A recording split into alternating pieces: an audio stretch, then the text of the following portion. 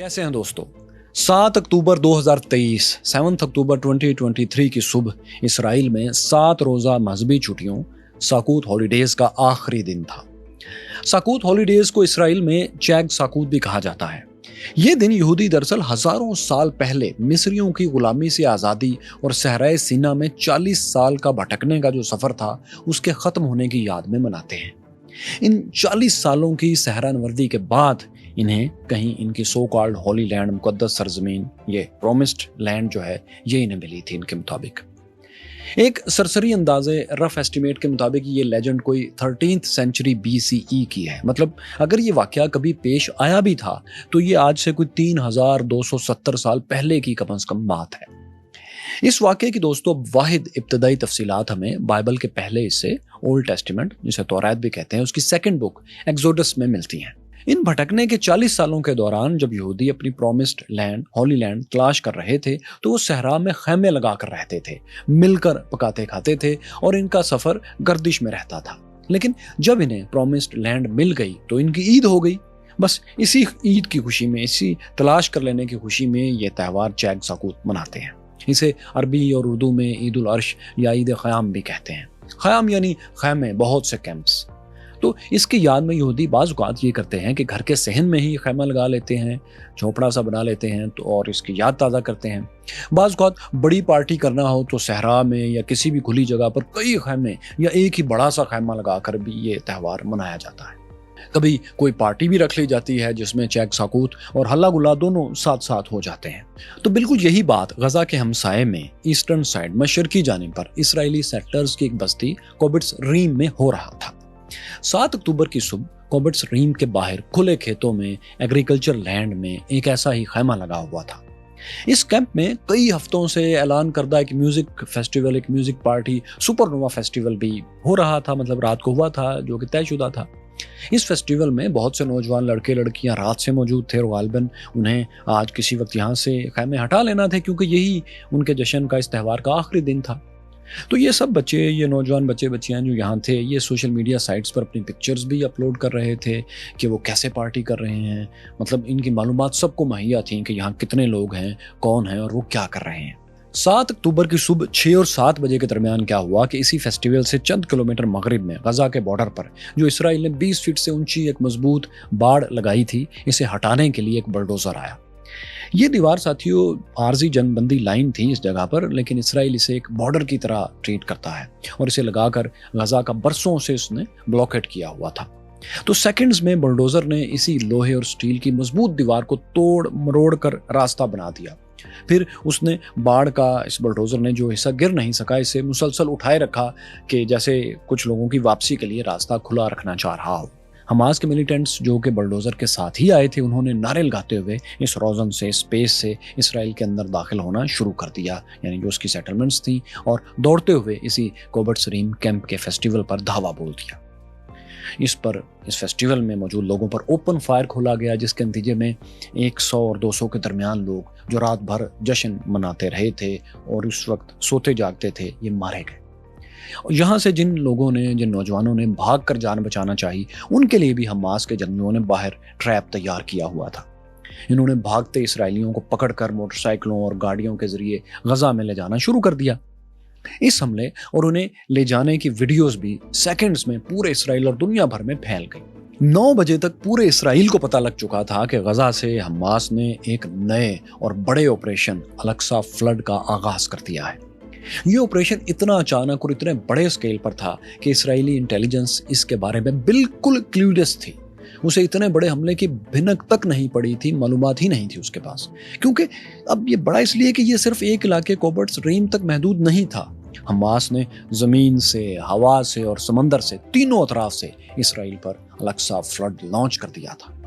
Hamas के हमलावरों के साथ उनके मीडिया सेल, अल-अलामुल अस्करी के लोग भी थे जो वीडियोस रिकॉर्डिंग साथ साथ कर रहे थे, और उनकी टीम्स इन वीडियोस को एडिट करके सोशल मीडिया पर वायरल भी करती जा रही थी। साथ ही कोबिट्स रीम के अलावा 2 और मुकामात से भी हमास फाइटर्स ने पैदल ऑन फुट क्रॉसिंग की। इनमें से एक गजा के इंतहाई जनूबी किनारे साउथ कॉर्नर में मौजूद चेक पोस्ट क्रीम शैलोम थी। दूसरी इंतहाई नॉर्थ में, शुमाल में इरिज चेक पॉइंट की क्रॉसिंग थी। تو یہ 3 پوزیشنز ہو گئیں جہاں سے حماس فائٹرز کے القسام برگیڈ نے جدید اسلحے کے ساتھ کراسنگ کی اسرائیلی قبضے والے علاقوں میں۔ القسام برگیڈ کے ساتھ دوستوں فلسطینی آزادی کے لیے کام کرنے والی ایک اور تنظیم اسلامک جہاد کے فائٹرز بھی شامل تھے۔ اسرائیلی کنٹرول والے ان علاقوں میں پہنچ کر یہ تمام فائٹرز جو سینکڑوں کی تعداد میں تھے، ایگزیکٹ کتنے تھے ابھی نہیں پتا لیکن کم از کم سینکڑوں میں تھے، یہ فائٹرز اپنی پلاننگ کے مطابق غزہ بارڈر کے قریب جو 22 چھوٹی چھوٹی یہودی بستیاں ہیں ان میں گھس گئے، ان میں چلے گئے۔ یہ بستیاں دراصل وہ غیر قانونی سیٹلمنٹس تھیں جن کے خلاف فلسطینی اور دنیا بھر کا ایک قابل ذکر حصہ آوازیں اٹھاتا رہتا ہے۔ یہاں صبح کے وقت نہ تو پولیس تیار تھی اور نہ ہی اسرائیلی فوج موجود تھی، کوئی وارننگ بھی نہیں تھی، سو یہ تمام بستیاں اور یہاں کے لوگ حماس کے فائٹرز کے رحم و کرم پر آ گئے، بالکل ایسے جیسے غزہ اور فلسطین کے عام شہری اسرائیلی فوج کی فائرنگ اور بمباری کے رحم و کرم پر ہر وقت ہوتے ہیں۔ تو ان 22 اسرائیلی ٹاؤنز میں 22 ٹاؤنز میں حماس فائٹرز نے لوگوں کو مارنا اور پکڑنا شروع کر دیا۔ کچھ جگہوں پر اسرائیلی پولیس اور فوج نے مزاحمت کی جس کی وجہ سے غزہ سے آنے والے سینکڑوں حماس فائٹرز بھی مارے گئے، لیکن کئی جگہوں پر یہ فائٹرز کامیابی سے پولیس، فوجیوں اور عام لوگوں کو اغوا کر کے غزہ منتقل کرنے میں کامیاب بھی ہوتے رہے، جبکہ کئی اسرائیلیوں کو بھی انہی کے علاقے میں انہوں نے یرغمال بنا لیا، یعنی ان کو اغوا نہیں کر سکے، جہاں پر پھر کچھ لڑائی کے بعد یا تو حماس کے فائٹرز مارے گئے، ساتھ میں یرغمالی بھی، یا پھر فائٹرز کسی طرح اسرائیلی فورسز کو چکمہ دے کر واپس بھاگنے میں کامیاب ہو گئے اور یرغمالی وہیں رہ گئے۔ تو یہ دونوں صورتیں وہاں پر ہوتی رہیں جن کی ویڈیوز موجود ہیں، جو ظاہر ہے ہم یوٹیوب کی گرافک پالیسی کی وجہ سے نہیں آپ کو دکھا پائیں گے، جس کے لیے پیش کی معذرت۔ تو ساتھیوں 7 اکتوبر کے آپریشن الاقصی فلڈ میں سب سے حیران کن بہرحال وہ پیراگلائڈرز تھے حماس کے، جنہوں نے نہ جانے کتنی تیاری کے بعد اونچی اسرائیلی بارز کو کراس کیا اور ٹھیک اسرائیلی ملٹری پوسٹس کے قریب اتر گئے۔ یہ اسرائیلی پوسٹس وہ تھیں جو غزہ کے بالکل قریب تھیں اور ان میں چند ہی اسرائیلی فوجی ایک وقت میں موجود ہوتے تھے۔ ان پر اٹیک کرنے والے پیراگلائڈرز کے ساتھ فلمنگ کی بھی حماس کی پوری ٹیم تھی، جس نے گیمنگ سٹائل میں ویڈیوز بنائی اور جاری کی، ان کو ایڈٹ کیا۔ باقی جگہوں کی طرح یہاں بھی حماس نے اسرائیلی فوجی چوکیوں سے اسرائیلی فوجیوں کو مارنے یا گرفتار کرنے کا عمل جاری رکھا۔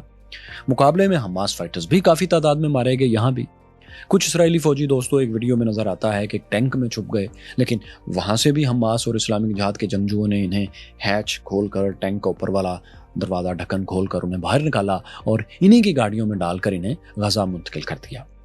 ان ملٹری بیسز پر موجود درجنوں گاڑیاں بھی حماس کے جنگجوؤں نے جلا دیں اور بہت سی گاڑیاں وہ اپنے ساتھ غزہ میں لے آئے۔ یہ گاڑیاں اب غزہ کی سڑکوں پر دوڑتی ہوئی نظر آ رہی ہیں، کئی ویڈیوز اس کی اور پکچرز موجود ہیں۔ اس اٹیک کی دوستوں ایک اور بالکل نئی بات جو دنیا کے سامنے آئی وہ یہ تھی کہ حماس نے ڈرونز سے پہلی بار اسرائیلی ٹینکوں اور گاڑیوں کو نہ صرف نشانہ بنایا بلکہ ان کی لائیو فوٹیجز بھی جاری کی۔ ایسے ہی ایک ڈرون کے ذریعے تباہ ہونے والے ایک اسرائیلی ٹینک کے ساتھ بہت سے غزہ کے نوجوان فوٹو شوٹ بھی کر رہے ہیں، موبائل سے تصویریں بنا رہے ہیں، شیئر کر رہے ہیں۔ تو ساتھیوں زمین اور فضا کے علاوہ سمندر کی طرف سے بھی حماس کے جنگجوؤں نے جو اٹیک کیا اس کے ذریعے وہ اسرائیلی ساحلی علاقوں اشکلون اور زیکم کی طرف آئے تھے۔ یہاں بھی رات سے کچھ پارٹیاں جاری تھیں، لیکن ان علاقوں کی زیادہ ڈیٹیلز ابھی سامنے نہیں آ سکی۔ الاقصی فلڈ صبح 7 بجے سے کچھ پہلے شروع ہوا تھا۔ یہ ایک کوارڈینیٹڈ اٹیک تھا، یعنی کئی اطراف سے کئی طرح کا ایک ساتھ حملہ تھا۔ اس میں جس چیز نے سب سے زیادہ قیامت ڈھائی اسرائیل پر وہ حماس کی طرف سے فائر کیے گئے ہزاروں راکٹس تھے۔ راکٹ فائر کے ساتھ ہی یہ ہوتا ہے کہ اسرائیلی ڈیفنس سسٹم بھی سائرن بجانا شروع کر دیتا ہے، جو کہ اس نے بجایا اور پورے ملک کو الرٹ کر دیا۔ حماس کے مطابق انہوں نے 5000 کے قریب راکٹس فائر کیے ہیں، جبکہ اسرائیلی حکام کہتے ہیں کہ شروع میں حماس نے صبح کوئی 2200 سے کچھ اوپر راکٹس فائر کیے تھے۔ یہ راکٹس اسرائیل کے سابق کیپٹل تل ابیب اور اب کے یروشلم کے قریب تک گئے، ان شہروں میں بھی گرے اور 9 مختلف شہروں میں گرے۔ اسی وجہ سے وہاں نظام زندگی تقریباً تمام شہروں میں معطل ہے۔ لیکن ان راکٹس نے کوئی بڑا ٹارگٹ ہٹ نہیں کیا، وہ اس لیے کہ اسرائیلی sophisticated air defence system iron dome جسے کہتے ہیں، اس نے زیادہ تر راکٹس کو، حماس کے راکٹس کو ہوا میں ہی ناکارہ کر دیا۔ آپ دیکھیں کہ یہ جو راکٹ فائر سسٹم ہے دوستو حماس کے پاس، اس کے ساتھ کوئی ایسا میکنزم نہیں ہے جو ان راکٹس کو گائیڈ کر سکے، یعنی القسام کے پاس پریسیجن گائیڈڈ میزائلز نہیں ہیں۔ ان کے پاس جو ہوم میڈ راکٹس ہیں یہ توپ کے گولے کی طرح ایک خاص سمت میں جا کر گرتے ہیں، دشمن کو خوفزدہ بھی کرتے ہیں، اس کا نقصان بھی کرتے ہیں، لیکن ٹھیک کسی ایک ٹارگٹ کو ہٹ نہیں کر پاتے۔ जबकि दूसरी तरफ इसराइल का आयरन डोम सिस्टम जो है ये एक गाइडेड मिसाइल सिस्टम है। ये रॉकेट्स की ट्रैजेक्टरी कैलकुलेट करता है, इसको ऑटोमेटिक तरीके से टारगेट करता है और फिर हवा में ही इन रॉकेट्स को तबाह कर देता है या नकारा कर देता है। लेकिन इस इसराइली दिफाई निज़ाम की भी ज़ाहिर एक हद है, एक शॉर्ट कमिंग है, कमज़ोरी है। वो ये कि जितनी ज़्यादा तादाद में रॉकेट्स इस पर फायर होंगे, इसकी तरफ फायर होंगे, आयरन डोम के लिए उन्हें रोकना इतना ही मुश्किल होता चला जाएगा। इसीलिए आयरन डोम के एक्टिव होने के बावजूद हमास की तरफ से, गजा साइड से जो हज़ारों रॉकेट्स फेंके गए, उनमें से सैकड़ों इसराइली आबादियों पर भी गिरे, मिलिट्री इंस्टॉलेशंस पर भी गिरे और इनसे बहुत ज़्यादा जानी नुकसान भी हुआ और सैकड़ों गाड़ियाँ कम से कम तबाह हुई, जिनकी फुटेजेस आप देख सकते हैं वीडियोज़ में सोशल मीडिया पर भरी पड़ी हैं। इस सारे हमले में दोस्तों इसराइल को एक भारी इंसानी कीमत चुकाना पड़ी। अब तक आखिरी इतलात तक 900 के करीब इसराइली हलाक और 2000 से ज़्यादा जख्मी हो चुके हैं, जबकि ये सिलसिला भी जारी है क्योंकि लड़ाई जारी है। इसराइली अखबारात और हमास के बयानात को देखें तो ऐसा लगता है कि जिन लोगों को इसराइल से अगवा करके फ़लस्तीन में यानी गजा में पहुंचाया गया है, इनकी तादाद 100 और 150 के दरमियान है, गालबन 130 एक्यूरेट फिगर है। तो साथियों, ये है एक तरफ की सूरत हाल जिसमें हमने हमास के हमलों का आपको बताया कि वो इसराइल पर किस तरह हुए और जितनी मालूमात अब तक आई हैं वो आपके सामने रखी। अब इसराइली रिस्पॉन्स क्या है, इसकी तरफ आते हैं। सुबह 6:30 बजे से शुरू होने वाले हमास के इस अटैक के जवाब में इसराइल ने 9 बजे से कुछ पहले भरपूर जवाबी वार शुरू कर दिया। उन्होंने गजा में शहरी आबादी पर फाइटर जेट्स से हमला कर दिया और ज़मीन में धंस कर फटने वाले मिसाइल मारना शुरू कर दिए, जिनसे कि बिल्डिंग्स गिराई जाती हैं। हमास के ठिकानों का कहकर उन्होंने कई रहायशी इमारतों को, मल्टी स्टोरी बिल्डिंग्स को बिल्कुल फ्लैट कर दिया, ज़मीन पर गिरा दिया, जिससे एक एक घर के कई और किसी घर के तो तमाम के तमाम लोग मारे गए।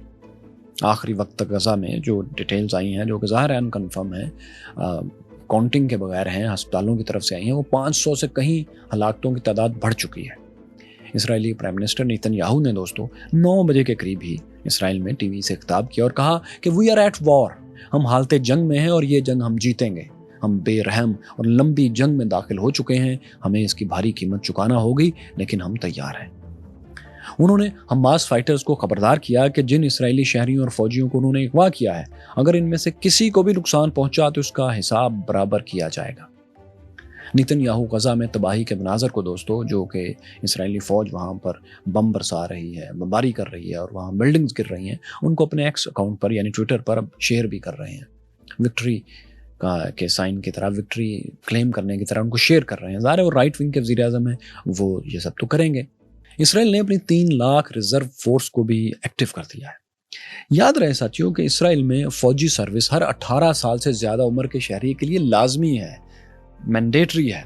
32 मंथ्स 32 महीने की मिलिट्री सर्विस मस्ट है। ये मर्दों के लिए है और 24 महीनों की खवातीन के लिए।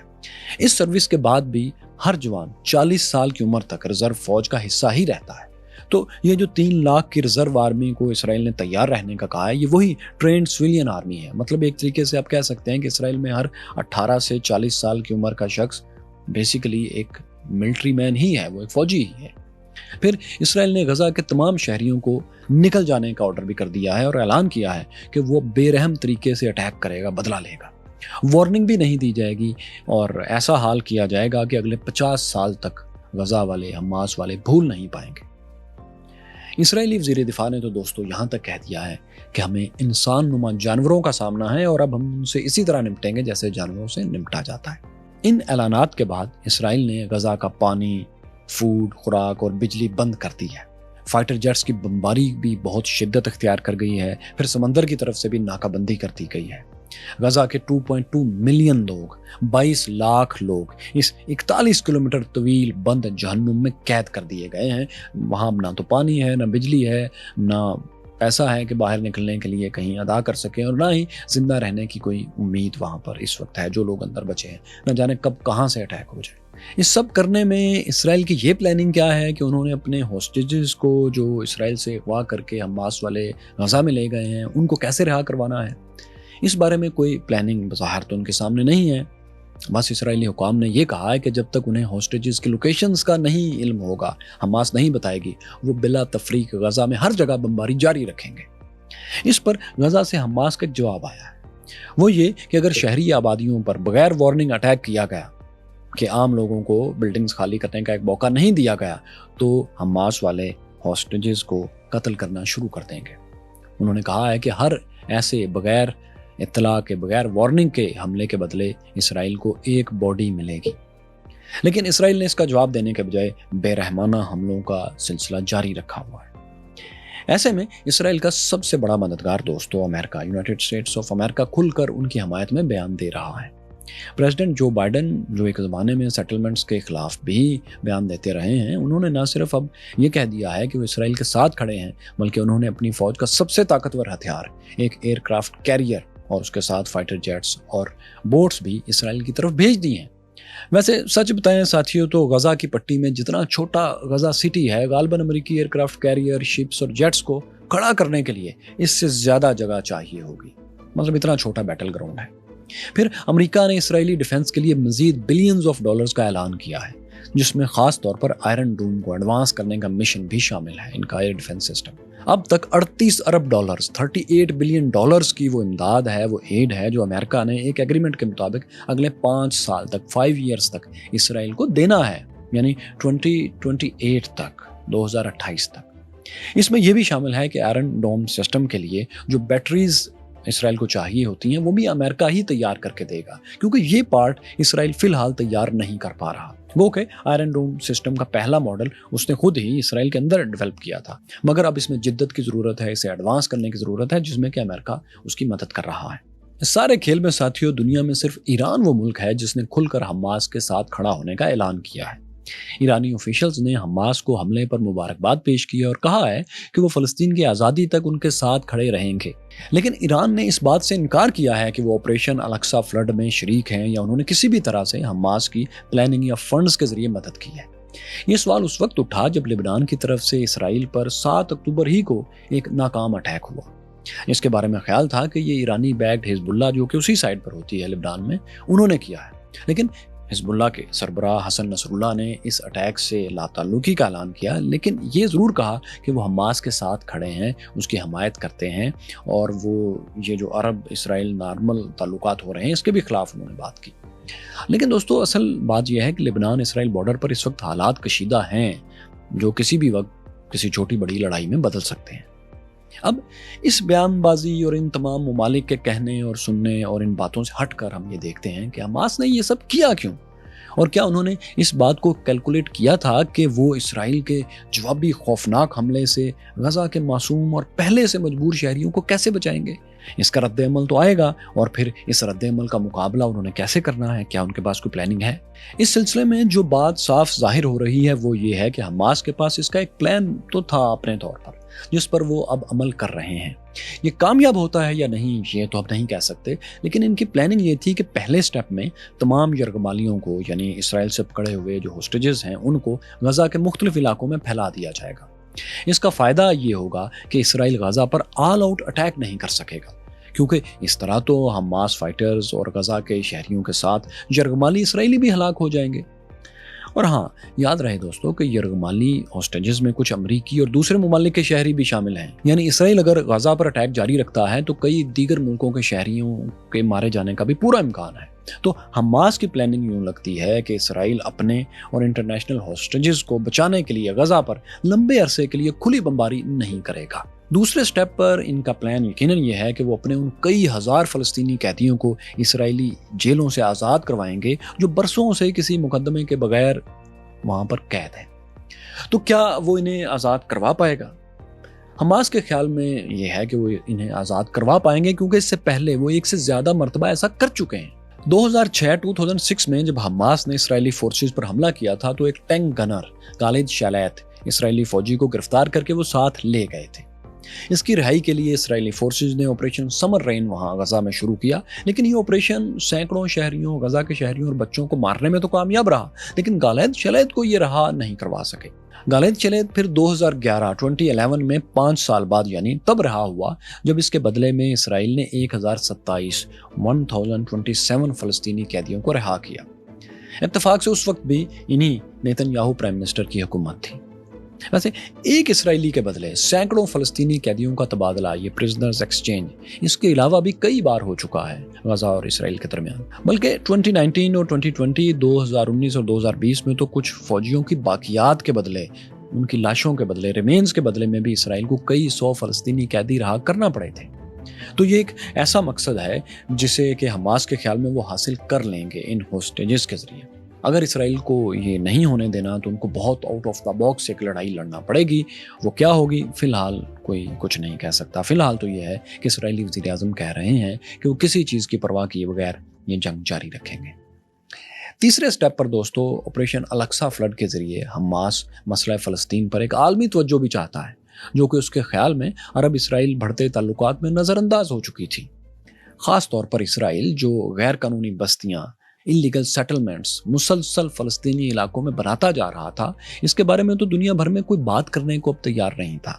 बकौल एक फ़लस्तीनी लीडर मुस्तफ़ा बरगोती, जो कि अल-फतह से जिनका ताल्लुक है, PLO से, उन्हें किसी भी तरह से आज़ादी की जदोजहद करने ही नहीं दी जा रही। अगर वो आज़ादी की जंग लड़ने की कोशिश करते हैं तो उन्हें दहशतगर्द कह दिया जाता है।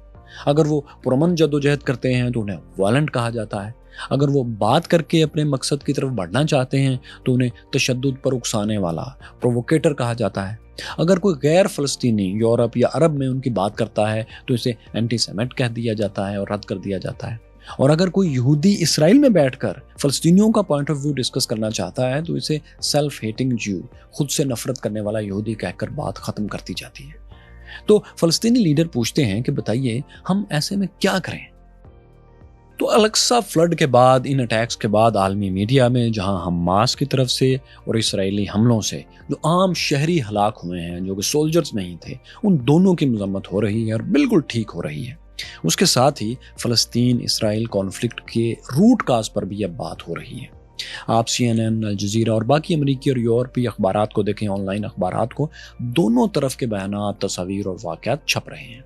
बल्कि इसराइली सेकुलर अखबारात में भी लिखा जा रहा है कि ये प्राइम मिनिस्टर नेतन्याहू के सख्त और गैर कानूनी इक़दामात ही हैं जिनकी वजह से हमास को इतने बड़े हमले का जवाब मिल सका है। क्योंकि ये तो सभी जानते हैं कि 2022 से, जब से ये हुकूमत आई है, तब से वेस्ट बैंक के जनीन कैंप समेत कई जगहों पर फ़लस्तीनियों की बस्तियों को गिराया जा रहा है और वहाँ इसराइली सेटलमेंट्स को बनाने का अमल जारी है। इस नेतन्याहू हुकूमत ने आते ही ऐलान किया था कि वो सेटलमेंट्स में इजाफा करेगी।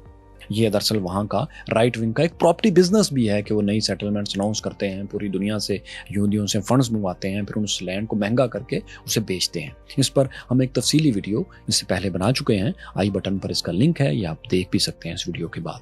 लेकिन इस वक्त चंद मिनट में आप गजा का मसला समझ लें कि वहाँ पर दरअसल हुआ क्या है। गजा की दोस्तों 41 किलोमीटर, 41 किलोमीटर लंबी और 6 से 12 किलोमीटर चौड़ी पट्टी 2007 से इसराइली और मिस्री दोनों के घेरे में है। इसके जुनूब में, साउथ में मिस्र है जिसने ब्लॉकेट कर रखा है, लेकिन ये कम एरिया है, और बाकी तीनों अतराफ में इसराइल है जिसने इसकी पिछले 16 साल से मुकम्मल नाकाबंदी ब्लॉकेट कर रखा है। यहाँ 22 लाख 2.2 मिलियन जीते जागते लोग रहते हैं। ये सब इसराइली इजाज़त के बगैर ना तो बाहर जा सकते हैं, ना ही कोई बाहर से गजा में इसराइली चेक पोस्टों पर तलाशी के बदलिहाज मराहल से गुजरे बगैर अंदर आ सकता है। बल्कि एक इसराइली फौजी ऑफिसर के मुताबिक, जो रिटायर्ड फौजी अफसर है, उसके मुताबिक गजा दुनिया की सबसे बड़ी ओपन एयर जेल है। गजा में मौजूद लोगों को अगर कुछ भी चाहिए तो ये सिर्फ वही आइटम्स मंगवा सकते हैं जिनकी इसराइली ने इजाज़त देगा, और इसकी वो लिस्ट जिसकी वो इजाज़त देता है बहुत छोटी है और जिसकी इजाज़त नहीं देता वो बहुत बड़ी है।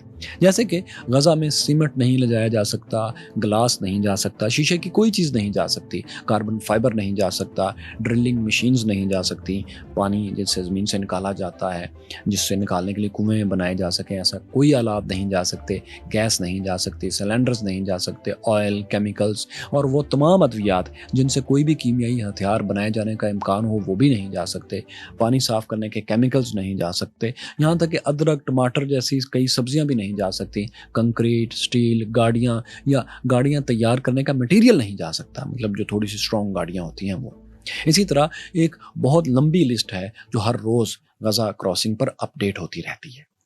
आप हैरान होंगे कि सीमेंट और स्टील तक इसलिए बैन है कि हमास इसके ज़रिए अपनी पनाहगाहें मजबूत बना लेगी, यानी कुछ ऐसे बंकर बन जाएंगे जिन्हें शायद इसराइली तैयारे तबाह ना कर सकें।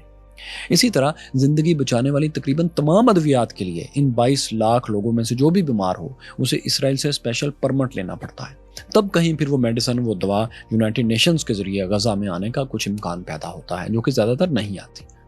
غزہ میں چند سکولز کا انتظام یونائٹڈ نیشنز کا عملہ چلاتا ہے اور 2 ہاسپٹلز بھی ہیں جنہیں UN چلاتی ہے، لیکن اسرائیلی حملوں کے وقت غزہ کے شہری جب یہاں پناہ لیتے ہیں تو یہ جگہیں بھی کبھی اسرائیلی اٹیک سے محفوظ نہیں رہیں۔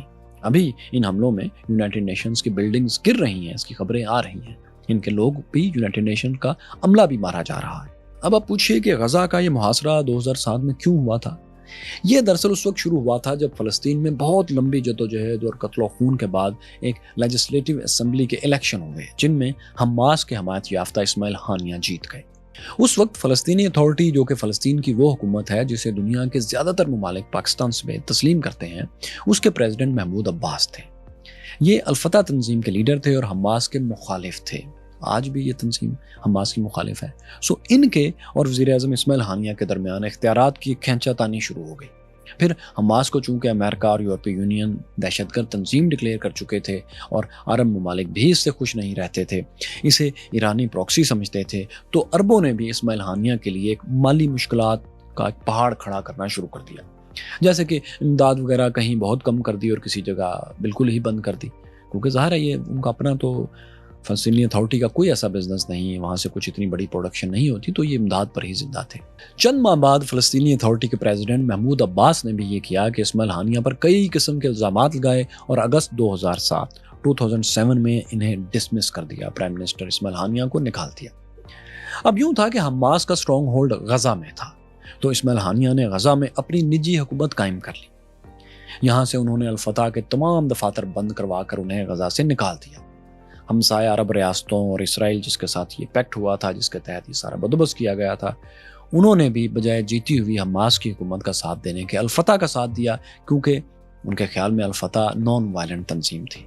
تب سے دوستو غزہ کا اسماعیل ہانیہ کی حکومت میں جو غزہ کا انتظام چل رہا ہے اس کا بلاکیڈ کیا ہوا ہے اسرائیل نے اور مصر نے، تب سے یہ محاصرہ جاری ہے۔ جاتے جاتے دوستو آپ کو ایک تاریخی دلچسپ کہانی سناتے ہیں جس سے آپ کو بظاہر یہ جو ماڈرن لڑائی لگتی ہے اس کا ماضی سمجھ میں آئے گا اور مستقبل بھی بہت حد تک آپ جان جائیں گے اور اس کی پیچیدگی بھی۔ تورہ کی بک سیمیول کے چیپٹر 17 میں یہ کہانی پوری تفصیل سے لکھی ہے۔ اس کے مطابق جب بنی اسرائیل جو ہے، یعقوب کی اولاد، ان کے خاندان کے لوگ اپنی مقدس سرزمین کی تلاش میں صحرائے سینا میں بھٹک رہے تھے اور وہاں سے یہ فلسطینی علاقے میں آئے تو ان کی فلسطینیوں سے لڑائیاں شروع ہو گئیں، کیونکہ فلسطینی تو اس زمین پر پہلے سے تھے اور اس کے مالک تھے اور اسرائیلی ان کے علاقوں پر اپنی بستیاں بنا رہے تھے، تو ایک لڑائی شروع ہوگی، کلیش شروع ہو گیا۔ ان لڑائیوں میں فلسطینیوں کو، جنہیں فنیشنز بھی کہا جاتا ہے، ان کا بھی کچھ حصہ اس جگہ پر تھا، تو فلسطینیوں کو پہلے فتح مل گئی۔ انہوں نے اسرائیلیوں کو فلسطین میں رہنے تو دیا، لیکن اسرائیلیوں پر پابندی لگا دی کہ وہ کسی قسم کا ہتھیار نہیں رکھ سکتے، تلوار، نیزہ وغیرہ نہیں رکھ سکتے۔ اسرائیلی صرف ایک غلیل نما ایک سلنگ اپنے پاس رکھتے تھے، اس میں پتھر لگاتے تھے اور اسی سے نشانے بازی کی مشق کرتے تھے، جو اب آپ کو بعض اوقات فلسطینی نوجوان کے ہاتھوں میں بھی نظر آتی ہوگی۔ تو فلسطینیوں کا ایک بڑا طاقتور، لمبا ترنگا، ایک بہادر پہلوان جالوت ہوا کرتا تھا اس زمانے میں۔ ایک دن کیا ہوا کہ جالوت نے اسرائیلیوں کو چیلنج کر دیا کہ ہے کوئی تم میں اسرائیلیوں میں کوئی میرے جیسا بہادر جو میرے مقابلے پر آئے۔ کسی اسرائیلی نے ہمت نہیں کی، کیونکہ بہت لمبا ترنگا اور طاقتور بہادر تھا، لیکن ایک چرواہا لڑکا، نوعمر لڑکا ڈیوڈ آگے بڑھا۔ یہ لڑکا جالوت سے بہت ہی چھوٹا تھا، قد میں، صحت میں بھی کمزور تھا، لیکن اس نے سلنگ کو، اس غلیل سی کو گھما کر اس میں رکھا ہوا پتھر کی آنکھوں کے درمیان دے مارا۔ جالوت چکرا کر گر گیا اور ڈیوڈ نے اس کی تلوار اٹھائی اور اس کی گردن اڑا دی، جالوت کی گردن کاٹ کر ہاتھ میں پکڑ لی۔ یوں یہ ایک فیصلہ کن جو جنگ تھی، یہ فلسطینی ہار گئے اور اسرائیلی جیت گئے۔ اس کے بعد وہی نوعمر لڑکا چرواہا ڈیوڈ اسرائیلیوں کا بادشاہ بنا اور اس نے فلسطینیوں کو شکست دے کر وہاں پر اس پورے علاقے میں اپنی حکومت قائم کر لی اکارڈنگ ٹو لیجنڈ۔ انہی ڈیوڈ کے بیٹے سلیمان نے مبینہ طور پر ہیکل سلیمانی پھر بنوایا، جس کی کہ اب تک لڑائی جاری ہے۔ کرسچنز اور اسلامی تاریخ میں انہی دونوں کرداروں کو پیغمبر داؤد اور حضرت سلیمان کا نام دیا جاتا ہے۔ اگر آپ آج بھی دنیا میں کسی ایسی جگہ جائیں جہاں یہودیوں یا کرسچنز کی مذہبی آبادی زیادہ ہے تو آپ کو ایسے مجسمے عام ملیں گے جن میں ایک نوعمر لڑکے نے ایک جناتی سائز کا ایک سر کاٹ کر ہاتھ میں پکڑ رکھا ہے یا پاؤں کے نیچے دبا رکھا ہے۔ ایسی لیجنڈ پر بنی پینٹنگز بھی آپ کو بہت سی جگہوں پر مل جائیں گی۔ آن لائن آپ ڈیوڈ گولیت سرچ کریں گے تو بہت سی آپ کو پینٹنگز اور سٹیچوز ملیں گے۔ مطلب اسرائیلی آج بھی اس علامت کو فلسطینیوں کے خلاف فتح کے لیے استعمال کرتے ہیں، لیکن فلسطینیوں کی آئیڈیالوجی تو اس سے بہت بدل چکی ہے، لیکن لڑائی آج بھی جاری ہے۔ کبھی کبھی تو لگتا ہے کہ اسرائیل اور فلسطین میں دونوں طرف کے ہارڈ لائنرز ایک دوسری طرف کو انسان ہی نہیں سمجھتے، کیونکہ جن انسانوں کے اچھے مستقبل کے لیے وہ ہزاروں سال سے ایک لڑائی جاری رکھے ہوئے ہیں، وہ ان کے لیے اچھا مستقبل تو جنگ کے بغیر حاصل کرنا زیادہ آسان ہے۔ آخر اوٹومن امپائر کے دور میں بھی ایک لمبا عرصہ یہودی اور فلسطینی اسی جگہ پر پرامن طریقے سے رہتے رہے ہیں۔ اندلس میں بھی، مسلم اسپین میں بھی مسلمان یہودیوں کے ساتھ بہت پرامن طریقے سے رہے ہیں۔ تو مائی فیلوز، یہ ایک پیچیدہ جنگ کی، ایک لڑائی کی کچھ تفصیلات تھی، کچھ اس کی بیک گراؤنڈ تھی جو ہم نے آپ کے سامنے اس وی لاگ پر رکھی۔ اس پر مزید اپڈیٹس بھی آپ کے سامنے لاتے رہیں گے۔ اسرائیل میں یہودیوں کی تعداد جو پہلے اتنی زیادہ نہیں تھی وہ پھر کیسے اتنی بڑھ گئی، اور پھر یہ آج کے خون ریز تنازع تک کیسے پہنچے، کیا حالات اس دوران پیش آئے، اور اصل میں مزید بات یہ کہ آخر عرب اسرائیل کو ختم کرنے کا جو عہد کیا کرتے تھے کہ ہم اسرائیل کو ہمیشہ کے لیے ختم کر دیں گے، وہ آج اسرائیل سے دوستی کرنے کے مرحلے تک کیسے آ گئے ہیں۔ اس پر آپ ہمارا یہ ویلاگ ضرور دیکھیے گا۔ ہیکل سلیمانی اور فری میسنز کا تعلق کیا ہے یہ یہاں آپ جان سکتے ہیں، اور یہاں دیکھیے بیت المقدس کے لیے کروسیڈز جو ہوئی تھیں وہ کیا تھی۔